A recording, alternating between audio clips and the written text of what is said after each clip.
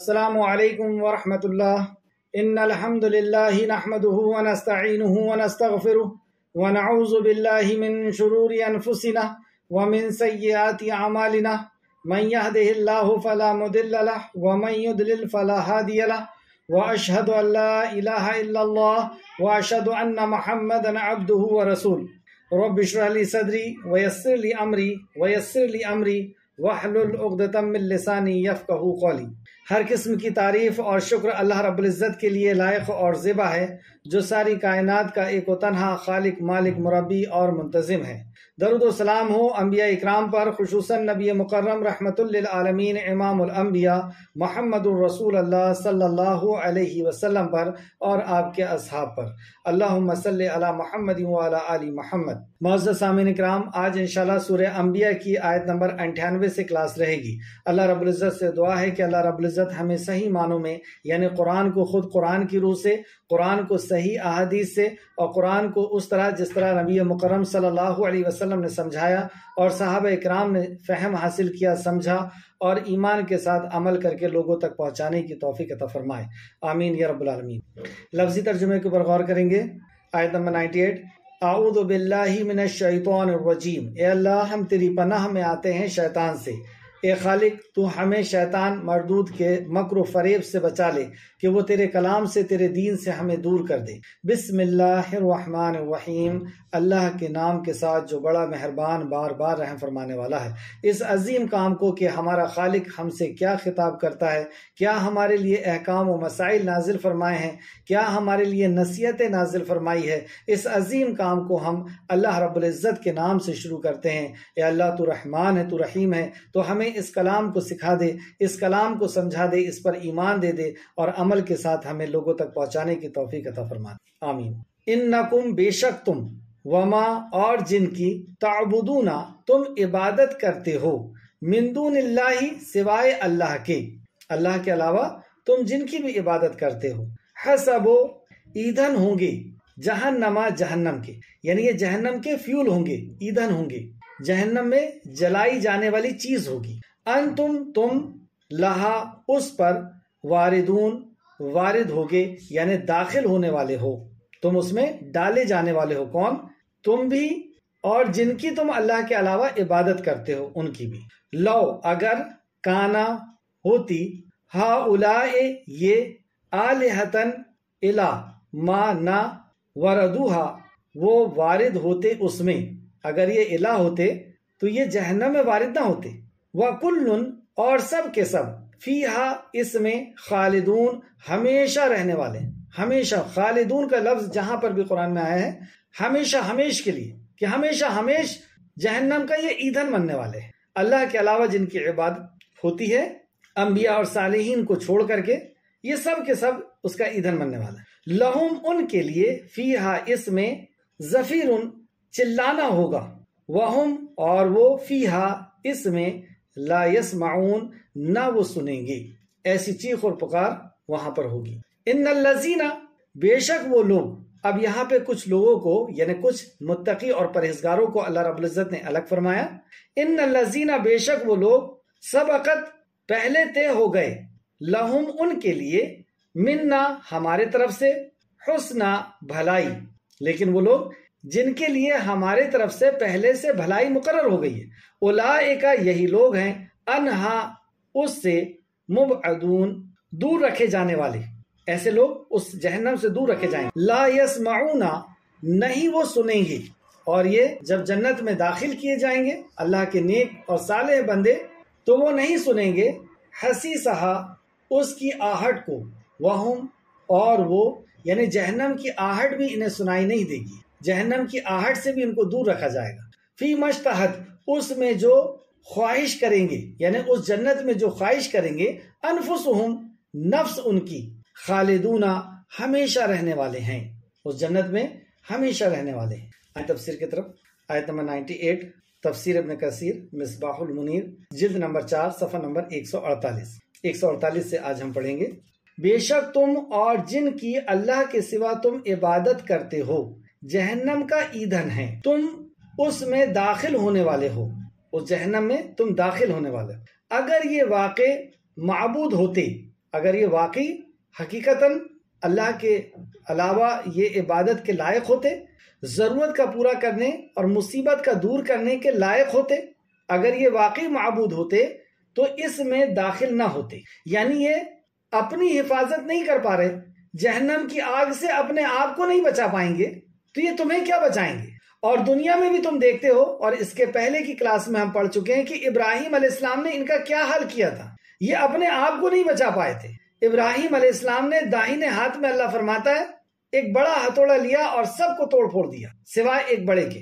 پہلے وہاں پہنچ کر کے کہا کہ تم کھاتے کیوں نہیں؟ تمہارے سامنے یہ کھانے کی چیزیں رکھی ہوئی ہے، چڑھاوا چڑھایا گیا ہے، کھاتے کیوں نہیں؟ تم بولتے کیوں نہیں؟ اور پھر توڑنا پھوڑنا شروع کر دیا. تو نہ یہ اپنی حفاظت دنیا میں کر سکے اور کر سکتے ہیں، اور نہ آخرت میں اللہ کے علاوہ جن کی تم عبادت کرتے ہو، نہ وہ آخرت میں اپنا کچھ کر سکیں گے. دیکھو جب جہنم میں ان کو ڈالا جائے گا تمہارے ساتھ تو یہ اپنے آپ کو بھی نہیں بچا پائیں گے. جو آیت نمبر 99 میں اللہ فرماتا اگر یہ واقعی معبود ہوتے تو اس میں داخل نہ ہوتے، اور وہ سب ہمیشہ اس جہنم میں رہنے والے، ہمیشہ اس جہنم میں رہنے والے. اس میں ان کے لیے چیخنا چلانا ہوگا.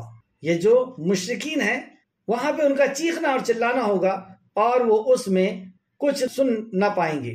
یعنی جو عابد ہیں، عبادت کرنے والے ہیں، اور جن کی وہ عبادت کر رہے ہیں اللہ کے سوا، جو ان کے معبود بنے ہوئے ہیں اللہ کے سوا جن کو بھی یہ حاجت روا اور مشکل کشا سمجھ رہے ہیں، ان سب کا یہ حال ہو. معزز سامعین، آیت نمبر 98 سے 100 تک اگر آپ دیکھیں اس آیت کو، اور اس کو اگر ہم بغیر تفسیر کے سمجھنا چاہیں اپنے عقل سے یا کسی اور کی عقل سے، تو اس کو کس طرح سے سمجھ پائیں گے؟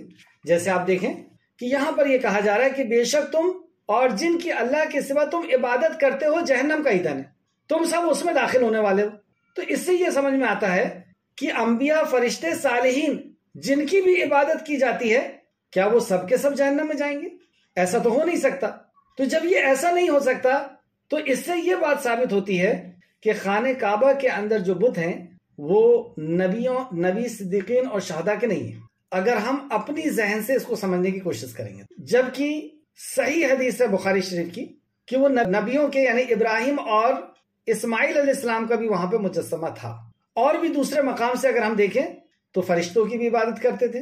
آج بھی گرجا گھر کے اندر فرشتوں کی عبادت ہوتی ہے، عیسیٰ علیہ السلام کی عبادت ہوتی ہے. تو چند اہم باتیں نوٹ کریں، جیسے کہ آیت نمبر 98 سے 100 تک ہم نے دیکھا کہ قرآن کے تعلق سے، دین کے تعلق سے ہمیشہ یہی بتایا جاتا ہے کہ ہمیں قرآن کو اور دین کو ویسے سمجھنا ہے جیسے رسول اللہ صلی اللہ علیہ وسلم نے سمجھایا اور صحابہ نے سمجھا.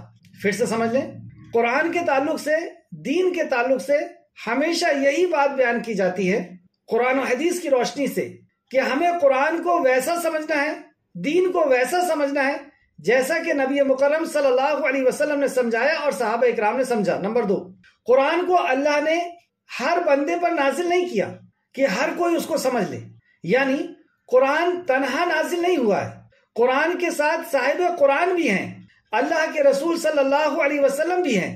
یعنی قرآن کے ساتھ حدیث بھی نازل ہوئی ہے، جس کو ہم وحی خفی بھی کہتے ہیں، وحی غیر مطلوب بھی کہتے ہیں. تو ہم قرآن اکیلا نازل نہیں ہوا یا فردن لوگوں کے اوپر نازل نہیں ہوا.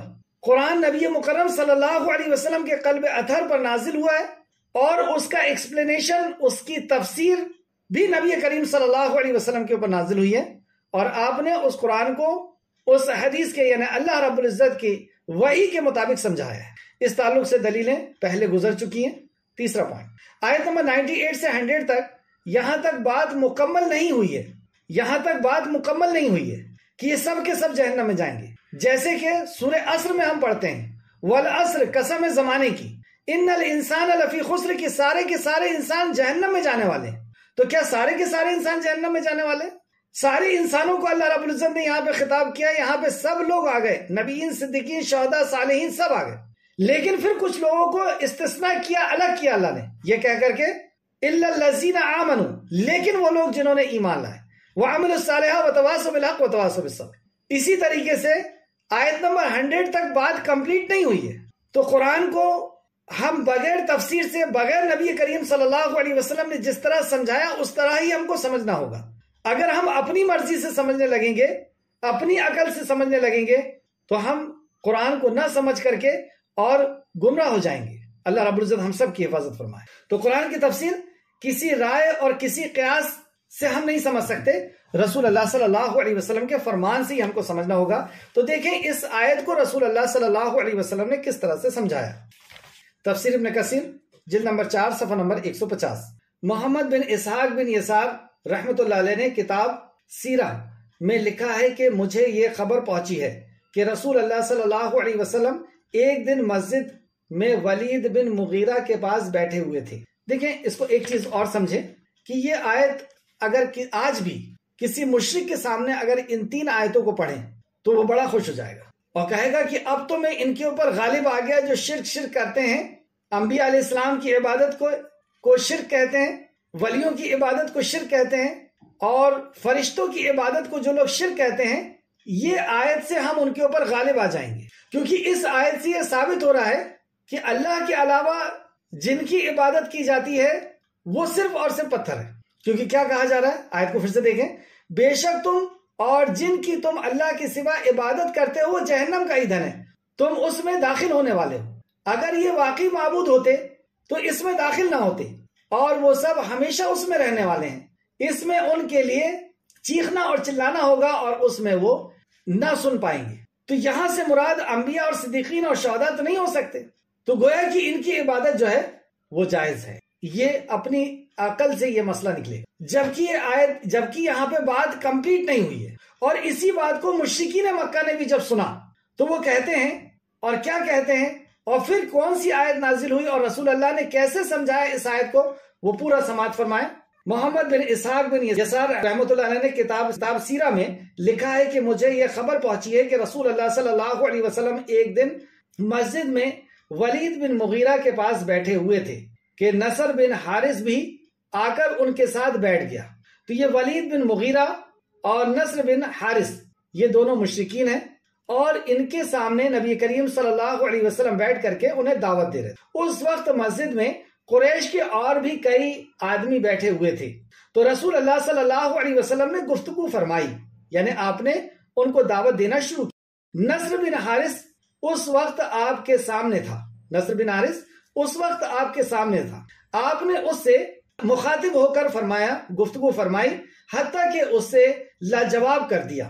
یعنی جب رسول اللہ نے توحید، آخرت اور رسالت کی دعوت دی، وہ لاجواب ہو گیا، اس کے پاس کوئی جواب نہیں تھا، آپ کی بات، آپ کی جو دلائل تھی اس کا کوئی جواب نہیں تھا۔ اور پھر آپ نے ان تمام قریشوں کے سامنے، یعنی ان قریش کے سامنے اور یہ جو 2 لوگ بیٹھے ہوئے تھے ان کے سامنے یہ آیت تلاوت فرمائی، یعنی آیت نمبر 98 سے 100 تک پڑھی اور تلاوت فرمائی اور فرمایا۔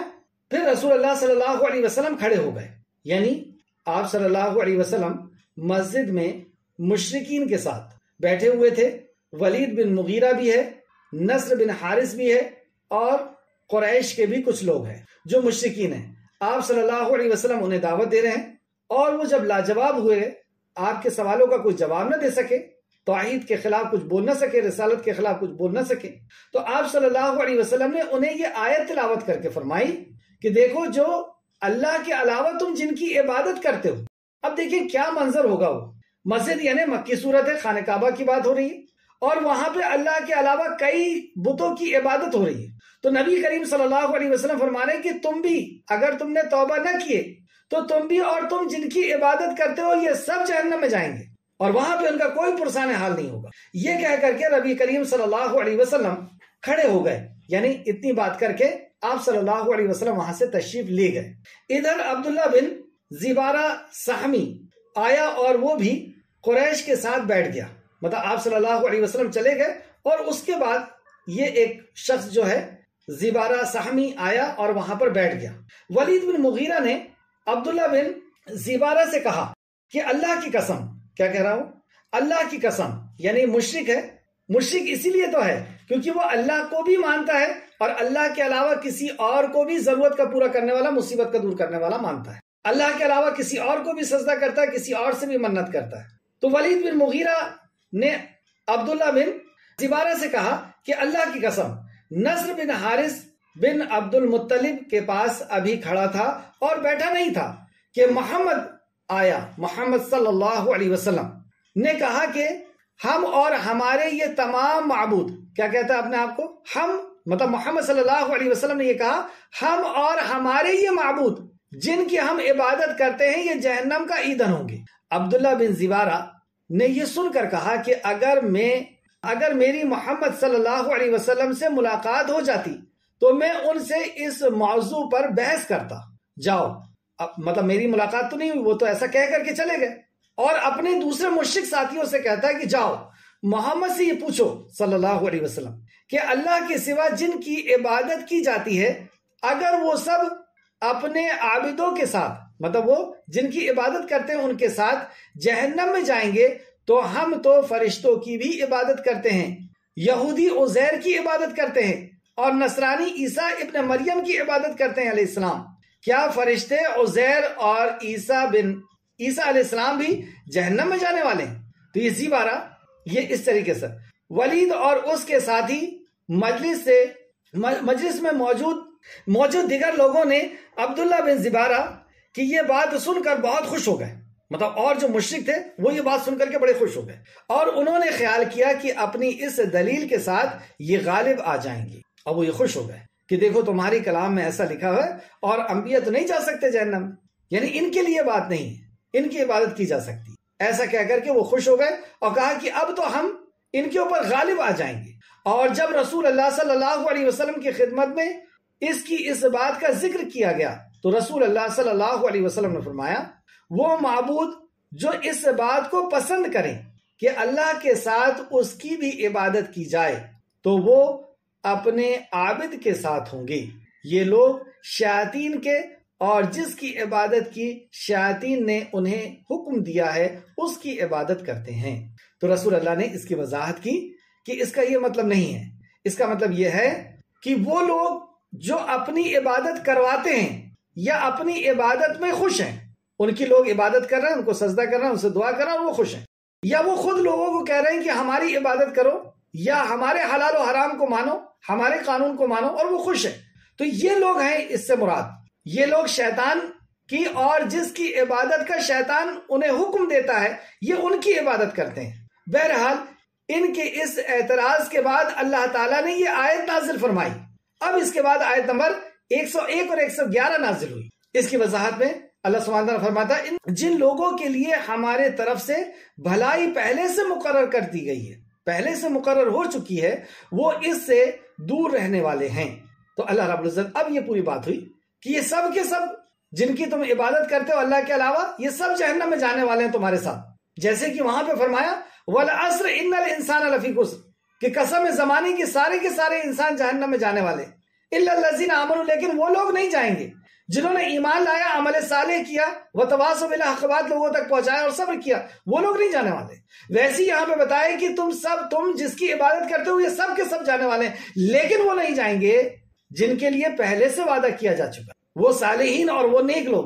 دیکھیں آپ آیت میں کیا ہے، جن لوگوں کے لیے ہمارے طرف سے بھلائی پہلے سے مقرر ہو چکی ہے وہ اس سے دور رکھے جائیں گے، یہاں تک کہ اس کی آہٹ بھی نہیں سنیں گے۔ سبحان اللہ، جہنم کی آہٹ کے تعلق سے ہم جانتے ہیں کہ کیسی جہنم سخت ہوگی۔ سورہ ملک کے اندر ہم نے دیکھا اور بھی دوسرے جگہ میں کہ جب جہنم چیختے اور چلاتے ہوئے آئے گی تو جو جہنمی ہیں ان کی کیا حالت ہوگی، لیکن اور پھر بعد میں جب جنت میں جنتی چلے جائیں گے، جہنمی جہنم میں چلے جائیں گے، تو یہ وہ معزز اور مکرم لوگ ہیں جن کے تعلق سے تم یہاں بحث کرنے آئے ہو، عیسیٰ علیہ السلام یا عزیر علیہ السلام یا فرشتے یا اور بھی دوسرے جو نیک لوگ ہیں، یہ ایسے لوگ ہیں جن کے لیے پہلے سے بات ہو چکی ہے، پہلے سے طے ہو چکا ہے جنت کا، اور یہ جس جنت میں جانے والے وہاں پر جہنمیوں کی آہٹ بھی نہیں سنیں گے، کیونکہ آہٹ بھی فکر اور پریشانی کا ایک باعث ہوتی ہے، تکلیف کی ایک باعث ہوتی ہے۔ اگر آپ کسی کو چیختے چلاتے ہوئے جہنم کے اندر دیکھیں گے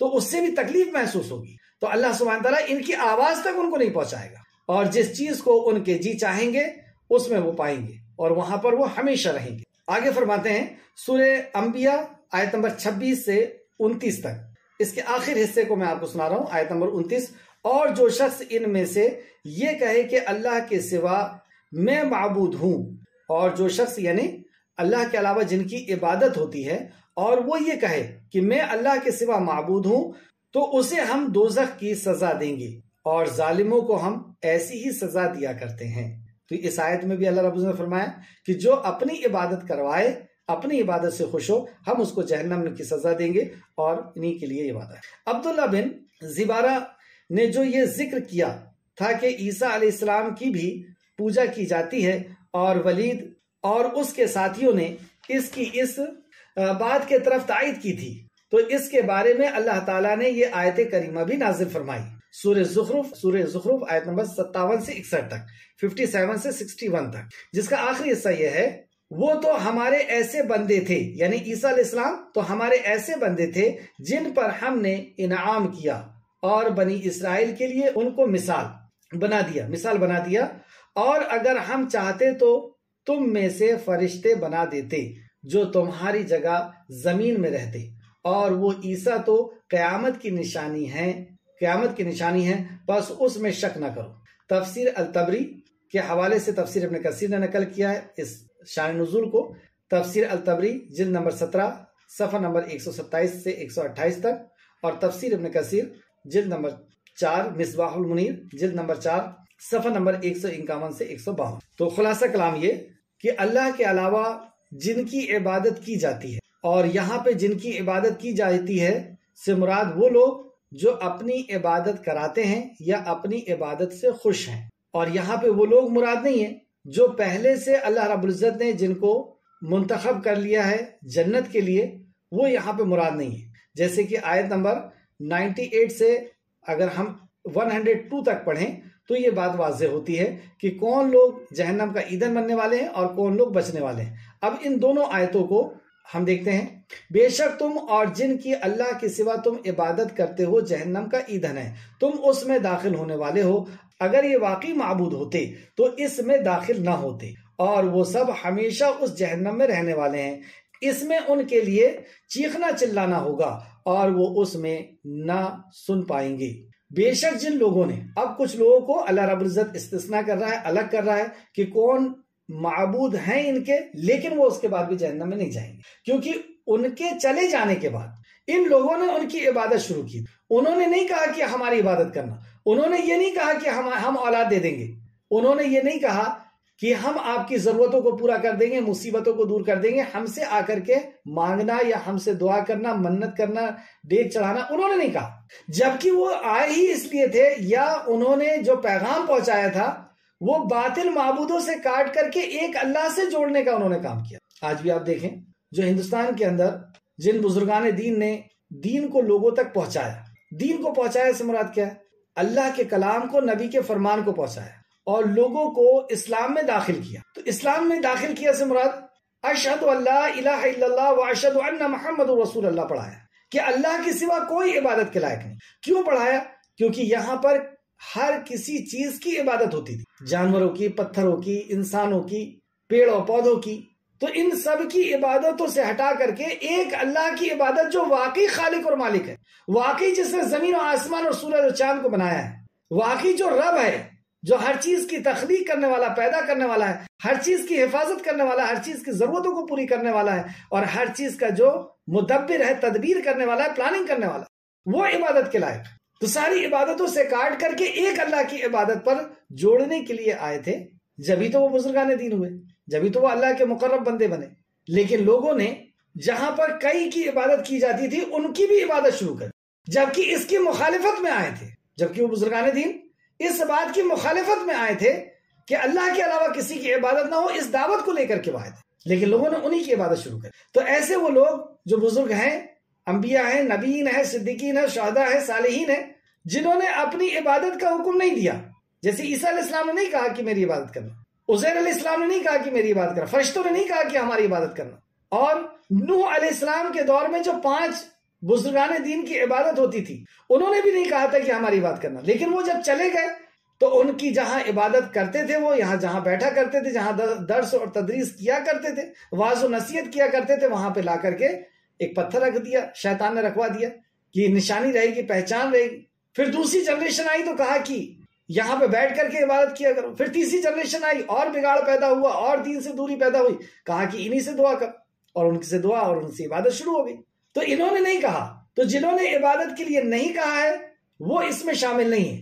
تو دیکھیں اللہ سبحانہ تعالیٰ نے فرماتا ہے بے شک جو لوگوں کے لیے ہمارے طرف سے، بے شک جن لوگوں کے لیے ہمارے طرف سے پہلے ہی بھلائی مقرر ہو چکی ہے وہ اس سے دور رکھے جائیں گے، وہ اس آگ سے دور رکھے جائیں گے۔ اور کتنے دور رکھے جائیں گے؟ اللہ اکبر، وہ اس کی آہٹ بھی نہ سن سکیں گے، جہنم کی چیخنے اور چلانے کی آہٹ بھی نہیں سنیں گے، کیونکہ یہ بھی ایک قسم کی تکلیف ہے، انہیں اس تکلیف سے بھی دور رکھا جائے گا، اور وہ ان نعمتوں میں ہمیشہ رہیں گے جو ان کے دل چاہیں گے۔ وہ ایسی نعمتوں میں ہوں گے جیسی نعمت کا ان کا دل چاہے گا، ایسی نعمتوں میں وہ ہمیشہ رہنے والے ہیں۔ آگے اللہ سبحانہ تعالیٰ فرماتا ہے آیت نمبر 103، بڑی گھبراہٹ انہیں غمگین نہیں کرے گی، بڑی گھبراہٹ انہیں غمگین نہیں کرے گی۔ مفسرین فرماتے ہیں کہ اس سے مراد یا تو یہ ہے کہ موت کا خوف ان کو نہیں ہوگا، یہ بہت بڑی گھبراہٹ، موت کا خوف، اور جس دن سور پھونکا جائے گا یہ ایک بڑی گھبراہٹ کا دن۔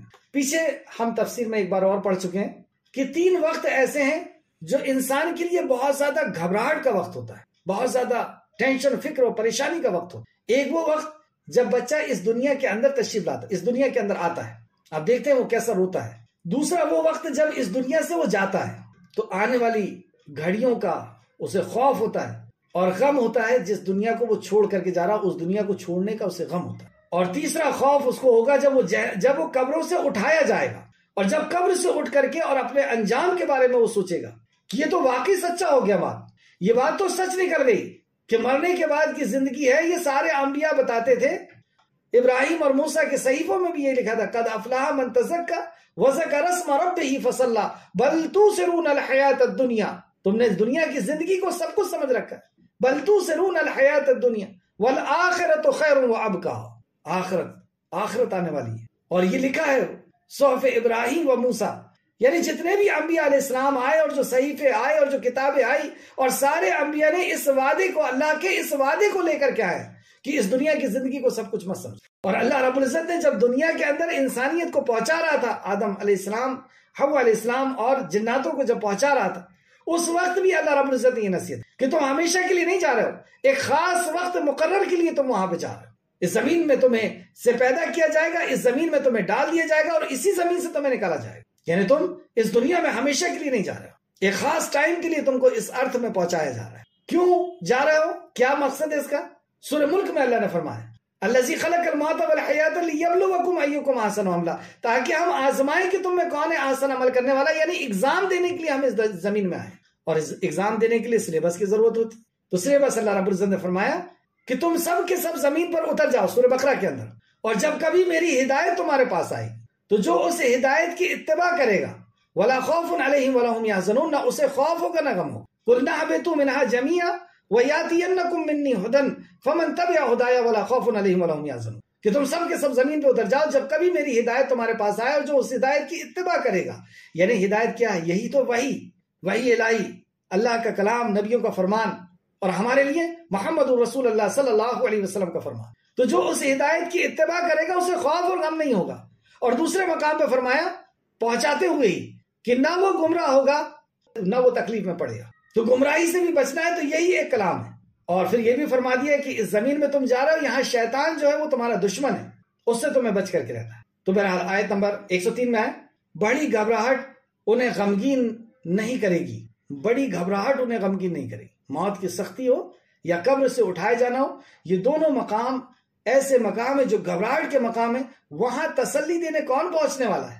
اللہ اکبر، اللہ کی وہ نورانی مخلوق جو پلک جھپکنے کے برابر بھی نافرمانی نہیں کرتی، وہ فرشتے آ کر کے انہیں دلاسا دیں گے، وہ فرشتے آ کر کے انہیں تسلی دیں گے۔ اور فرمایا اللہ سبحانہ تعالیٰ نے، اور فرشتے ان سے یہ کہیں گے، یہ کہتے ہوئے ملیں گے، فرشتے انہیں سے یہ کہتے ہوئے ملیں گے، یہ ہے تمہارا وہ دن جس کا تم سے وعدہ کیا جاتا۔ اب ڈرنے اور گھبرانے کی ضرورت، یہ تو وہی دن ہے جس کا تم سے وعدہ کیا جاتا تھا، یعنی جو نیک کام تم نے کیے ہو اس کا تمہیں اجر دیا جائے گا، اس کا تمہیں اجر دیا جائے گا۔ اس تعلق سے ایک حدیث دیکھیں جو متفقون علیہ ہے۔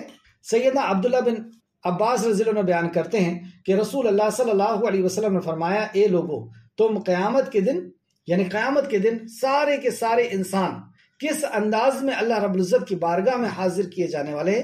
جس طرح اس دنیا کے اندر وہ آیا ہے اسی طریقے سے حشر کے میدان میں بھی اللہ رب العزت کی بارگاہ میں وہ حاضر کیا جانا.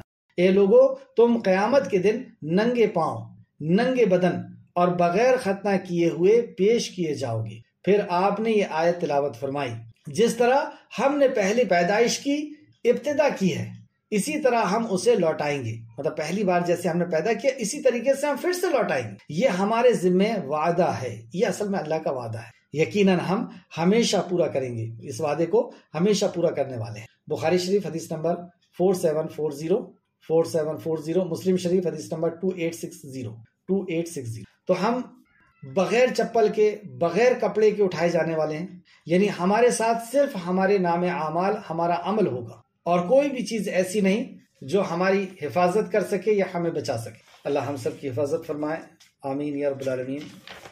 آج کی کلاس کی آخر آیت دیکھیں، آیت نمبر 104. پہلے ہم نے قیامت کی نشانیوں کے تعلق سے پڑھا تھا کہ قیامت اس وقت تک قائم نہیں ہوگی جب تک یاجوج اور ماجوج نہ نکل جائیں. تو یاجوج اور ماجوج نکلیں گے، اور اس کے بعد عیسیٰ علیہ السلام، مہدی علیہ السلام اور مومن دعا کریں گے، اور ان کی دعاؤں سے اللہ رب العزت ان کے گردن میں ایک کیڑا لگا دے گا جس سے وہ سارے کے سارے ایسے مر جائیں گے جیسے کہ ایک مرد. اور جب اس کی بدبو پھیل جائے گی تو اللہ رب العزت پرندوں کو پہنچائے گا جو بڑی بڑی گردنوں والے ہوں گے، اور اللہ کے حکم سے وہ انہیں اٹھا کر کے اس جگہ پھینک دیں گے جہاں اللہ رب العزت انہیں حکم دے گا. پھر ایک تیز بارش ہوگی، اور بارش کے بعد اللہ رب العزت خیر و برکت کا حکم دے دے گا زمین کو، اور برکت نازل ہو جائے گی. یعنی صرف اب مومن رہیں گے، اللہ کے حکم کے مطابق وہ زندگی جینے لگیں گے، تو ساری خیر و برکت نازل ہو جائے گی. عیسیٰ علیہ السلام بھی ان کے بیچ میں ہوں گے، مہدی علیہ السلام بھی بیچ میں ہوں گے ان کے.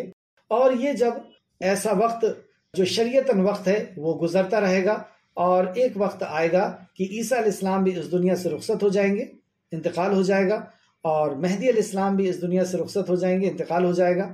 اور پھر دھیرے دھیرے کر کے وقت گزرتا رہے گا، اور پھر لوگوں کے اندر بگاڑ آنا شروع ہو جائے گا. اب جب بگاڑ آنا شروع ہوگا تو اس قدر بھی بگاڑ آئے گا کہ بہت کم ایمان والے بچ جائیں گے. جب بہت کم ایمان والے بچیں گے اور اللہ رب العزت کا فیصلہ ہوگا، وہ وقت مقرر آ چکا ہوگا، تو اللہ رب العزت ایک ہوا چلائے گا جس کے ذریعے سے اللہ رب العزت ان کی روحوں کو قبض کر لے گا. یعنی مومن لوگ اس دنیا سے چلے جائیں گے، اور اب جو لوگ بچیں گے وہ بدترین قسم کے لوگ، مطلب زمین کے اندر سب سے بدترین قسم کے لوگ بچیں گے، اور ان کے اوپر پھر قیامت قائم ہوگی. جب قیامت قائم ہوگی یعنی سور پھونکا جائے گا، تو پوری زمین اور آسمان کو کس طریقے سے ختم کر دیا جائے گا، تہہ و بالا کر دیا جائے گا، اس کا ذکر آیت نمبر 104 کے اندر اللہ فرماتا ہے. جس دن ہم آسمان کو لکھے ہوئے کاغذ کے لپیٹنے کی طرح لپیٹ دیں گے. ایک ایگزامپل کے طور پہ اللہ سبحانہ تعالیٰ بتاتا ہے کہ تم لوگ کاغذ کو لکھتے ہو اور لکھ کر کے جیسے اس کو لپیٹ لیتے ہو، رول کر دیتے ہو، اس طریقے سے اللہ رب العزت آسمان کو اپنے ہاتھ میں لپیٹ لے. جس دن ہم آسمان کو لکھے ہوئے کاغذ کے لپیٹنے کی طرح لپیٹ دیں گے، جس طرح ہم نے پہلی تخلیق کی ابتدا کی تھی اسی طرح ہم پھر اس کا اعادہ کرنے والے ہیں. یعنی جس طرح ہم نے پہلی دفعہ اس کی تخلیق کی ہے، پہلی دفعہ اس آسمان کو بنایا ہے. پہلی دفعہ سے مراد کیا کہ اس کے پہلے نہیں تھا، پہلی دفعہ اللہ رب العزت نے، اور ہر مخلوق کبھی نہ کبھی تو پہلی دفعہ بنی. یعنی بغیر ماڈل، بغیر سیمپل کے اللہ رب العزت نے ہر مخلوق کو بنایا. اور کیسا بنایا ہے کہ جس کے اندر ذرا سا بھی نقص نہیں. آسمان کے لیے اللہ رب العزت نے سورہ ملک میں فرمایا، کیا تم آسمان کی طرف نہیں دیکھتے؟ دوسرے مقام پہ کہا، اور سورہ ملک میں کہا کہ دیکھو آسمان کی طرف، ہم نے اس کو چراغوں سے سجا دیا، اور تم اس کے اندر کوئی اسنگتی، کوئی اس کے اندر ٹیڑھ پن، کوئی اس کے اندر بے ضابطگی نہیں دیکھو گے. دیکھو نگاہ دوڑا کر کے، کیا تمہیں کوئی درار نظر آتی ہے؟ اور بار بار نگاہ ڈالو، تمہاری نگاہ ناکام ہو کر کے تھکی ہوئی تمہاری طرف لوٹ آئے گی. وہ عرش عظیم، وہ آسمان، اور پھر آسمان کے اوپر 7 آسمان، سمندر، پھر اس کے اوپر اللہ رب العزت کی کرسی جو اللہ کے قدم رکھنے کی جگہ ہے، اور پھر عرش، اور عرش پر اللہ مستوی جیسی اس کی شان کو لائق. تو آسمان کو اللہ رب العزت نے جس طرح پہلی دفعہ بچھایا ہے، اسے اللہ رب العزت واپس رول کر لے گا، واپس لپیٹ لے گا ہاتھ میں، اور فرمایا یہ وعدہ ہمارے ذمے ہے. یہ اللہ رب العزت وعدہ کر رہا ہے، یہ وعدہ ہے ہمارے ذمے، بے شک ہم اسے پورا کرنے والے ہیں. یعنی آسمان کو لپیٹ کر کے اور دنیا کو ختم کرنا یہ ہمارے ذمہ ہے، اور ضرور ہم ایسا کرنے والے ہیں۔ اس طریقے سے سورہ زمر آیت نمبر 67 میں بھی اللہ سبحانہ تعالیٰ نے فرمایا، سورہ زمر آیت نمبر 67، اور انہوں نے اللہ کی قدر سناشی جیسی کرنی چاہیے تھی نہیں کی، جیسی اللہ کی قدر کرنی چاہیے تھی ویسی نہیں، اور قیامت کے دن تمام زمین اس کی مٹھی میں ہوگی اور آسمان اس کے دائیں ہاتھ میں لپٹا ہوا۔ آسمان جس کے تعلق سے نبی مکرم صلی اللہ علیہ وسلم نے فرمایا، یہاں سے پہلے آسمان کی مسافت یعنی دوری 100 سال کی مسافت کے برابر، اور ایک آسمان کی موٹائی، اس کی مسافت، اس کی دوری یا ایک آسمان کی موٹائی اتنی ہے کہ 500 سال تک کی مسافت کے برابر ایک آسمان، اتنا موٹا۔ پھر اس کے بعد اتنی ہی خلا خالی ہے، یعنی 500 سال کی مسافت، چلنے کی دوری، اور یہ چلنے کی دوری کی کیا اسپیڈ ہے وہ نہیں بتائے گی، اور پھر دوسرا آسمان، اور پھر اس آسمان کی اتنی ہی موٹائی۔ اللہ اکبر! اس آسمان کو اللہ رب العزت اپنے ہاتھ میں لپیٹ لینے والا ہے، اور وہ ان لوگوں کے شرک سے پاک اور عالی شان ہے۔ دیکھیں اللہ کی اس آیت کو اگر غور کریں آپ، وَمَا قَدْرُ اللَّهَ حَقَّ قَدْرِهِ، اور بندے نے اللہ کی قدر نہیں کی جیسی اس کی قدر کرنے کا حق۔ اور اللہ کون؟ وہ اللہ، اور قیامت کے دن جو تمام زمین اس کی مٹھی میں ہوگی وہ اللہ، اور آسمان اس کے دائیں ہاتھ میں لپٹا ہوا ہوگا، اور وہ ان لوگوں کے شرک سے پاک ہے اور عالی شان ہے۔ وہ اللہ ان کے شرک سے پاک ہے، یعنی جس نے شرک کیا اس نے اللہ کی قدر نہیں کی۔ اور اللہ کون؟ جو عرش عظیم کا رب ہے، جو آسمان اور اللہ کی کرسی، اللہ اکبر، اس رب کا تم شریک ٹھہراتے ہو۔ امام بخاری نے یہ آیت آپ نے لکھ لیا، سورہ زمر آیت نمبر 67۔ امام بخاری نے نافع سے اور انہوں نے ابن عمر رضی اللہ عنہ کی حدیث کو بیان کیا ہے کہ رسول اللہ صلی اللہ علیہ وسلم نے فرمایا، بلا شک و شبہ اللہ تعالیٰ قیامت کے دن زمین کو پکڑ لے گا اور آسمان اس کے دائیں ہاتھ میں لپٹا ہوا ہوگا۔ بخاری شریف حدیث نمبر 7412۔ اس تعلق سے ایک اور حدیث دیکھتے ہیں۔ سیدنا عبداللہ بن مسعود رضی اللہ عنہ بیان کرتے ہیں، یہودیوں کا ایک عالم رسول اللہ صلی اللہ علیہ وسلم کے پاس آیا اور کہنے لگا، اے ابو قاسم، اے قاسم کے والد، محمد رسول اللہ کیوں نہیں کہہ رہا ہے؟ کیونکہ یہودی عالم ہے اور وہ آپ کو رسول ہونے کی حیثیت سے قبول نہیں کر رہا، اس لیے وہ کہتا ہے ابو قاسم۔ قیامت کے دن اللہ 7 آسمانوں کو 1 انگلی پر، اور 7 زمین کو 1 انگلی پر، اور پہاڑوں اور درختوں کو 1 انگلی پر، پانی اور گیلی مٹی کو 1 انگلی پر، اور دیگر تمام مخلوقات کو 1 انگلی پر رکھ لے گا۔ پھر انگلیوں کو ہلا کر فرمائے گا، میں ہوں بادشاہ، میں نے دیکھا کہ رسول، پھر راوی کہتے ہیں جو حدیث کے راوی ہیں کہ میں نے دیکھا رسول اللہ صلی اللہ علیہ وسلم اس کی تصدیق کرتے ہوئے اپنے سر مبارک کو ہلا رہے تھے، یہاں تک کہ آپ نے مسکرایا اور آپ کے دانت دکھنے لگے، مطلب آپ اس کی اس بات کو سن کر کے تصدیق کی، سر ہلایا اور آپ کے دانت دکھنے لگے، آپ مسکرائے۔ پھر آپ نے یہ آیت تلاوت فرمائی، وَمَا قَدْرُ اللَّهَ حَقَّ قَدْرِهِ، پوری آیت آپ نے فرمائی، سورہ زمر آیت نمبر 67۔ اور انہوں نے اللہ کی قدر نہیں کی جو اس کی قدر کرنے کا حق ہے۔ کیا مطلب ہوا کہ اے یہودی، تم اللہ رب العزت کی قدرت کو جانتے ہو، اللہ رب العزت کی ملکیت کو جانتے ہو، اور اللہ رب العزت کی ایسی بادشاہت کو جانتے ہو کہ یہ ساری مخلوق کو اللہ رب العزت اپنے ہاتھ میں لپیٹ لینے والا ہے، اپنے ہاتھ میں رکھ لینے والا ہے، اور پھر یہ کہنے والا ہے کہ کون ہے جو اللہ کے علاوہ ہے، یعنی اللہ کے علاوہ جس کی عبادت کی جائے وہ کون ہے؟ کون ہے بادشاہ؟ کون ہے ضرورت کا پورا کرنے والا، مصیبت کا دور کرنے والا؟ اتنا سب کچھ تم جانتے ہو اور آپ مسکرا رہے ہیں کہ یہ اس حقیقت کو جانتا ہے، لیکن پھر آپ نے کون سی آیت فرمائی؟ بندے نے اللہ کی قدر نہیں کی جیسے اس کی قدر کرنے کا، یعنی اتنا سب کچھ جاننے کے باوجود بھی اللہ کی مخلوق کو یا اللہ کے نبیوں کو یا اللہ کے فرشتوں کو یہ اللہ رب العزت کا مقام دے رہے ہیں، اللہ کے علاوہ ان کی عبادت کر۔ تو نبی مکرم صلی اللہ علیہ وسلم نے آیت فرمائی، اور انہوں نے اللہ کی قدر نہیں کی جو اس کی قدر کرنے کا حق تھا، حالانکہ زمین ساری قیامت کے دن اس کی مٹھی میں ہوگی، ساری زمین اس کی مٹھی میں ہوگی، اور آسمان اس کے دائیں ہاتھ میں لپٹا ہوا ہوگا۔ وہ پاک ہے اور بہت بلند ہے اس سے جو شریک بناتے ہیں، اللہ کے ساتھ جو شرک کرتے ہیں، شریک بناتے ہیں، وہ ان سے بہت پاک اور بالا تر ہے۔ بخاری شریف حدیث نمبر 7415۔ اور مسلم شریف حدیث نمبر 2786۔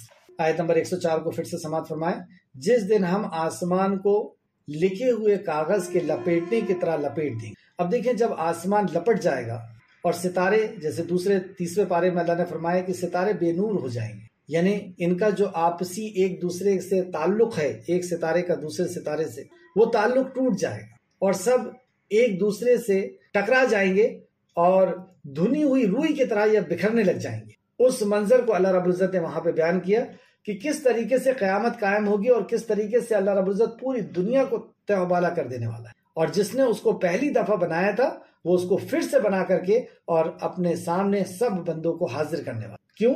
انصاف کے لیے، کہ تم نے جو کمزوروں کے اوپر ظلم کیا تھا، اور یعنی دو قسم کے وہاں پہ سوال ہونے والے ہیں، حقوق اللہ اور حقوق العباد، کہ اللہ کے حق کو ادا کیا نہیں اور مخلوق کے حق کو ادا کیا۔ مخلوق میں سر فہرست والدہ ہوں گی، ماں ہوگی، والد ہوں گے، رشتہ دار ہوں گے، پڑوسی ہوں گے، تو ان کے حق کو ادا کرنے کے تعلق سے اللہ رب العزت انصاف کرنے کے لیے اس دن کو قائم فرما۔ اللہم احسبنا حسابا، اللہ ہمارے حساب کو آسان فرما دے، اللہ ہمارے حساب کو آسان فرما دے۔ تو جس دن ہم آسمان کو لکھے ہوئے کاغذ کے لپیٹنے کی طرح لپیٹ لیں گے، جس طرح ہم نے پہلی تخلیق کی ابتدا کی تھی، اسی طرح ہم پھر اس کا اعادہ کریں گے، یعنی پھر سے ایسا کریں گے۔